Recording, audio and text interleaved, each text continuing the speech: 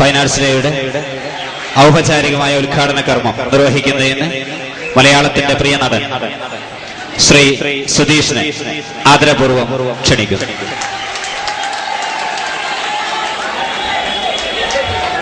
ബഹുമാനപ്പെട്ട പ്രിൻസിപ്പൽ, വേദിയിലെ മറ്റു ബഹുമാന്യ വ്യക്തികളെ, സദസ്സിലുള്ള ബഹുമാന്യരെ, പ്രിയമുള്ളവരെ, എല്ലാവർക്കും സ്നേഹം നിറഞ്ഞു തുളുപ്പുന്ന സുധീഷിന്റെ പറഞ്ഞിട്ട് കാര്യമില്ല, കിണ്ടിയുടെ നമസ്കാരം.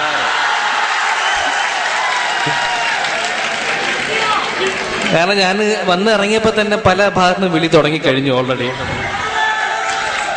അപ്പൊ അതുകൊണ്ട് വളരെ സന്തോഷം മാത്രമേ ഉള്ളൂ. പിന്നെ ഈ പറഞ്ഞ പോലെ ഈ ചിലപ്പോ എന്നെക്കാട്ട് കുറച്ച് പ്രായം കുറഞ്ഞ ആൾക്കാരൊക്കെ ഇവിടെ ഇരിക്കുന്നുണ്ടാവാം, ചിലപ്പോ പറയാൻ പറ്റില്ല. അപ്പൊ അവരൊക്കെ സ്നേഹപൂർവ്വം കിണ്ടിയേട്ടാന്ന് വിളിക്കാം, കുഴപ്പമില്ല.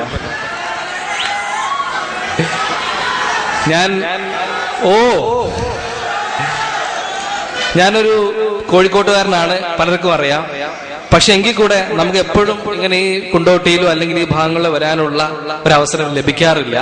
കാരണം നിങ്ങൾക്കറിയാം, പലപ്പോഴും ഷൂട്ടിംഗ് അപൂർവം മാത്രമേ ഈ ഭാഗത്ത് ഉണ്ടാവാറുള്ളൂ. കോഴിക്കോട് വരുമ്പോൾ മിക്കവാറും ചിലപ്പോൾ ചില പടങ്ങളുടെ ഷൂട്ടിംഗ് ഒക്കെ ഇവിടെ ഉണ്ടാവാം.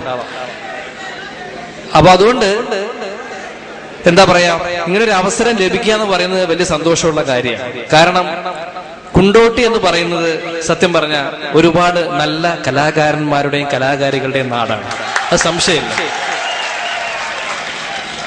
ഞാൻ വേറെ സൂചിപ്പിക്കാൻ വേണ്ടി പറയുന്നതല്ല, അതിനേക്കാൾ ഉപരിയായിട്ട് നല്ല മനുഷ്യരുടെ നാടാണ് സത്യം. കാരണം എനിക്കറിയാവുന്ന എന്താ വെച്ചാൽ, സിനിമയിൽ ഞാനുമായിട്ട് ബന്ധപ്പെട്ട് പ്രവർത്തിക്കുന്ന കുറച്ചു പേരൊക്കെ എന്റെ വളരെ അടുത്ത സുഹൃത്തുക്കളാണ്. പ്രത്യേകിച്ചും പറയുകയാണെങ്കിൽ എനിക്ക് എടുത്തു പറയാനുള്ള 2 പേരുകൾ നിങ്ങൾക്ക് എല്ലാവർക്കും അറിയാവുന്ന കുണ്ടോട്ടിയിലെ നമ്മുടെ ടി.എ. ഷാഹിദ്, ടി.എ. റസാഖ് തുടങ്ങിയുള്ള നല്ല പ്രഗത്ഭര എഴുത്തുകാർ ഇവിടെയുണ്ട്.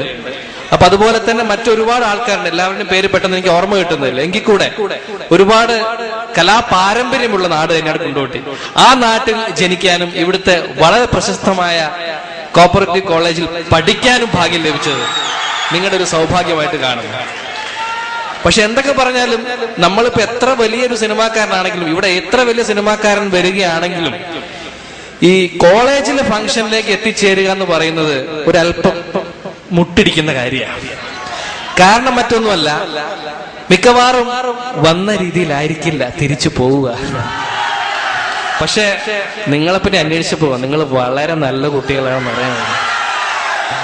നല്ല നല്ല അച്ചടക്കമുള്ള നല്ല നല്ല സൽസ്വഭാവവും എന്തൊരു നല്ല കുട്ടികളാണ്.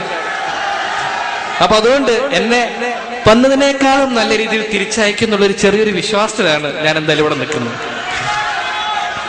എന്തായാലും വന്നിറങ്ങിയപ്പോൾ തന്നെ നൽകിയ ഊഷ്മളമായ സ്നേഹ സ്വീകരണത്തെ ഞാൻ നന്ദി പറയുകയാണ്, ഹൃദയത്തിന്റെ ഭാഷ. പിന്നെ നമ്മൾ എന്തായാലും ഒരു കോളേജിലേക്ക് വരുമ്പോൾ തീർച്ചയായിട്ടും ആ കോളേജിനെ കുറിച്ച് ചെറുതായിട്ടൊക്കെ ഒന്ന് അന്വേഷിക്കണ്ടേ. അപ്പൊ ഞാനിങ്ങനെ അന്വേഷിച്ചു. അപ്പം ഈ കുണ്ടോട്ടി കോപ്പറേറ്റീവ് കോളേജിനെ കുറിച്ച് അറിയാത്ത ആൾക്കാരൊന്നും ഇല്ല. എങ്കിൽ കൂടെ ഞാൻ അന്വേഷിച്ചു. അപ്പൊ ഒരാൾ എന്നോട് പറഞ്ഞു, തീർച്ചയായിട്ടും അവിടെ പോണം എന്ന് പറഞ്ഞു. അപ്പൊ ഞാൻ ചോദിച്ചാൽ എന്താ കാര്യം? അല്ല അവിടെ പോണം. അല്ല എന്തെങ്കിലും കാരണം ഉണ്ടാവുമല്ലോ പോണെങ്കിൽ. അല്ല എന്തായാലും പോണം. എന്താ ചോദിച്ചപ്പോ എന്താ പറഞ്ഞതറിയോ? അവിടെ നല്ല സുന്ദരികളായ കുട്ടികളാണ്. പക്ഷെ ഇവിടെ വന്നപ്പോ എനിക്കൊരു കാര്യം കൂടെ മനസ്സിലായി, സുന്ദരികളാക്കൾ ഏറെ നല്ല ചുണക്കൊട്ട സുന്ദരന്മാരെന്നുള്ള മനസ്സിലായി. അപ്പൊ ഇങ്ങനെ ഈ വേദി ഇങ്ങനെ നിറഞ്ഞു നിൽക്കുന്ന സൗന്ദര്യത്തിൽ യുവകോമളനായ എന്നെ ഇങ്ങോട്ട് ക്ഷണിച്ചതിൽ ഞാൻ നമ്മുടെ ചെയർമാനോടും അതുപോലെ തന്നെ നിങ്ങളുടെ യൂണിയൻ ഭാരവാഹികളോടും നിങ്ങളുടെ ഇവിടെ പഠിച്ചുപോയ ഒരു പൂർവ്വ വിദ്യാർത്ഥിയുണ്ട് അദ്ദേഹത്തിനോടും എല്ലാവരോടും ഞാൻ നന്ദി പറയുകയാണ്. തീർച്ചയായിട്ടും ഇങ്ങനെ അവസരം ഉണ്ടാക്കി തന്ന ഒരു വലിയൊരു കാര്യം തന്നെയാണ്. പിന്നെ ഈ കോളേജ് എന്ന് പറയുമ്പോൾ ഇപ്പൊ നമ്മൾ ഈ ഇവിടെ വന്നിട്ട് നിങ്ങളെ ഉപദേശിക്കാനോ ഒന്നുള്ള അർഹതയില്ല, അതിന് ഒരു രസവുമില്ല. മാത്രം നിങ്ങളുടെ ഈ ചടുലതയും ആവേശം കാണുക എന്ന് പറയുന്നതാണ് നമ്മളെയൊക്കെ മനസ്സിനെ ചെറുപ്പമാക്കുന്നത്. ശരിക്കും പറഞ്ഞാൽ ഈ കോളേജ് എന്ന് പറയുമ്പോൾ പഠനം തീർച്ചയായും പഠിക്കണം, അതില്ല ഞാൻ പറയുന്നില്ല. പക്ഷെ പഠനത്തോടൊപ്പം തന്നെ കലാപരമായ കാര്യങ്ങൾക്കൊപ്പം തന്നെ മറ്റൊരു കാര്യം കൂടെ ചിലപ്പോൾ കോളേജൊക്കെ ഉണ്ടാവാം. പ്രണയം എന്ന് പറയുന്ന സാധനം ഉണ്ടാവും, ഇല്ലാണ്ടിരിക്കില്ല. മിക്കവാറും അത്യാവശ്യം കുഴപ്പമില്ലാത്ത പൂവാലന്മാർ ഇവിടെ ഉണ്ടാവും. അല്ലേ? ആരാ ഫേമസ് പൂവാലൻ? എന്താ പേര്? നിയാസോ?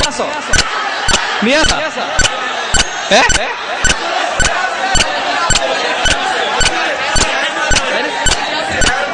ആ നിയാസാണ് എല്ലാവരും അംഗീകരിച്ചു. അപ്പൊ എന്താ സംഭവിച്ചു കഴിഞ്ഞാൽ വേറൊന്നുമല്ല, ഇപ്പൊ ഞാൻ തമാശ ഒരു കാര്യം പറയാം. അപ്പൊ നിയാസിന് ചിലപ്പോ ഒന്നിൽ കൂടുതൽ പ്രേമം ഉണ്ടാവും, വേറെ കാര്യം പോട്ടെ. പക്ഷെ എങ്കിൽ നമുക്ക് തൽക്കാലം ഒരാളെങ്കിലും കണക്കാക്കുക. ആളെ പേര് പെൺകുട്ടികളാവുമ്പോൾ ഞാൻ പേരൊന്നും പറയുന്നില്ല, ഞാൻ വെറുതെ ഒരു സാങ്കല്പിക പേര്, ഒരു വിദ്യ അടക്കട്ടെ, എന്താവട്ടെ. അപ്പൊ ഇങ്ങനെ ഒരു ഈ ഇപ്പൊ രണ്ടുപേരും തമ്മിൽ പ്രേമിച്ച്, പക്ഷെ ചിലപ്പോൾ കോളേജ് ജീവിതമായതുകൊണ്ട് ചിലപ്പോൾ പ്രേമവും സഫലമായിക്കൊള്ളുന്നില്ല. വർഷങ്ങൾക്ക് ശേഷം ഈ നിയാസും നമ്മുടെ വിദ്യയും കണ്ടുമുട്ടി കഴിഞ്ഞാൽ എന്താവും സംഭവിക്കാൻ ചോദിക്കാം. അപ്പൊ വിദ്യയിലും പ്രായമായിട്ട് മുത്തശ്ശിക്കായിട്ടായിരിക്കും വിദ്യ ഉണ്ടാവുക. വിദ്യ മനസ്സിലായില്ലല്ലോ, ആരാ എവിടെയോ വെച്ച് കണ്ടതുപോലെ. അത് തന്നെയാ ഞാനും ചോദിക്കുന്നത്. അല്ല, ഇതെന്റെ നിരാശയല്ലയോ? ഇതെന്റെ വിദ്യ കുഞ്ഞല്ലേ, എത്ര കാലമായി നമ്മൾ തമ്മിൽ കണ്ടിട്ട്. ആട്ടെ, നിന്റെ വിവാഹമൊക്കെ കഴിഞ്ഞോ? അത് കഴിഞ്ഞോന്നു എനിക്കിപ്പോ 9 മക്കളാ. മക്കളുടെ വിവാഹവും കഴിഞ്ഞു. നിരാശേട്ടനോ? അതിലും കൊള്ളാം, എനിക്കിപ്പോ 11 മക്കളാ, 62 മരുമക്കളും. വിവാഹത്തിന്റെ കാര്യം പറഞ്ഞപ്പോഴാ എന്റെ നിയാസേട്ട, നിങ്ങളന്ന് ആ കോപ്പറേറ്റീവ് കോളേജിന്റെ വരാന്തയിൽ വെച്ച് ചെയ്ത കുരുത്തക്കേട് നിങ്ങൾക്ക് ഓർമ്മയുണ്ടോ? ഞാനിപ്പോഴും അതോർക്കും എന്ന് പറയുമ്പോൾ നേരെ ഇന്നത്തെ പ്രസന്റ് ഫ്ലാഷ് കട്ട് നമ്മുടെ നിയാസ് ഇങ്ങനെ ചുള്ളനാണ് നടന്നുകൊണ്ടിരിക്കുക. വിദ്യ വിദ്യ ഒന്നിങ്ങോട്ട് വന്നേ, ഒന്നിങ്ങോട്ട് വന്നേ. എന്താ നിയാസേട്ടാ? പ്രിൻസിപ്പൾ അപ്പുറത്തുണ്ട്. പ്രിൻസിപ്പൾ കണ്ട വഴക്ക് പറയും. പ്രിൻസിപ്പൾ നമ്മുടെ സ്വന്തം ആളല്ല. ഒന്നുമില്ലെങ്കിലും നമ്മളൊക്കെ പ്രായം കഴിഞ്ഞിട്ടല്ലേ പുള്ളി പ്രായത്തിലെത്തിയത്. മാത്രമല്ല പുള്ളി ചെറുപ്പമാണ്, കണ്ടില്ലേ, നല്ല ഫിഗർ ആയിരിക്കും. ഒന്നും കൂടെ വന്നേ.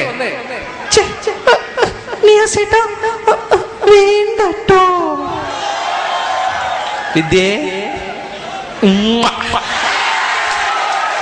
ചുണ്ടനത്തിന്റെ ചൂട് എന്റെ നിരാശേട്ടാ ഇതുവരെ മാറിയിട്ടില്ല കേട്ടോ.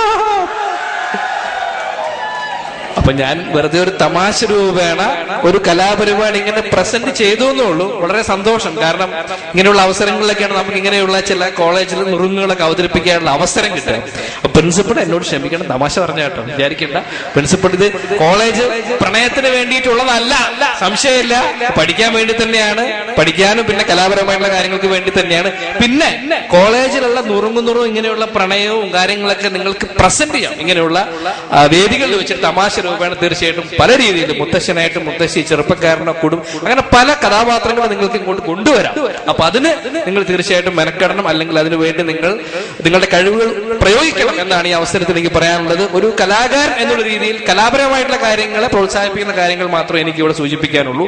അതോടൊപ്പം തന്നെ ഏറ്റവും മസ്റ്റായിട്ട് മുൻപന്തിയിൽ നിൽക്കേണ്ടത് നിങ്ങളുടെ ഭാവിയിലുള്ള ജീവിതം കെട്ടുറപ്പിക്കാനുള്ള കഴിവ്, പഠനം തന്നെയാണ്.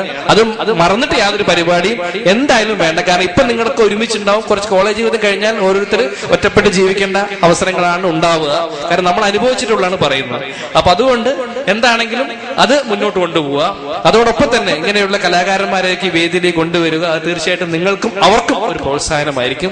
പിന്നെ ഈ വേദിയിൽ ഇത്രയും സിനിമകൾ കണ്ട് എന്നെ പ്രോത്സാഹിപ്പിച്ചാൽ ഈ ഒരു വേദി ഞാൻ നന്ദി പറയാൻ വേണ്ടി കൂടി ഉപയോഗിക്കുകയാണ്.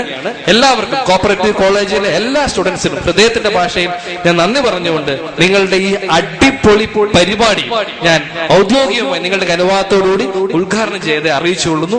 നമസ്കാരം. Thank you sir. ആശംസ പ്രസംഗത്തിന് വേണ്ടി കോഓപ്പറേറ്റീവ് എഡ്യൂക്കേഷൻ സൊസൈറ്റിയുടെ പ്രസിഡന്റ് ശ്രീ പാമ്പാടൻ അബൂബക്കർ സാർ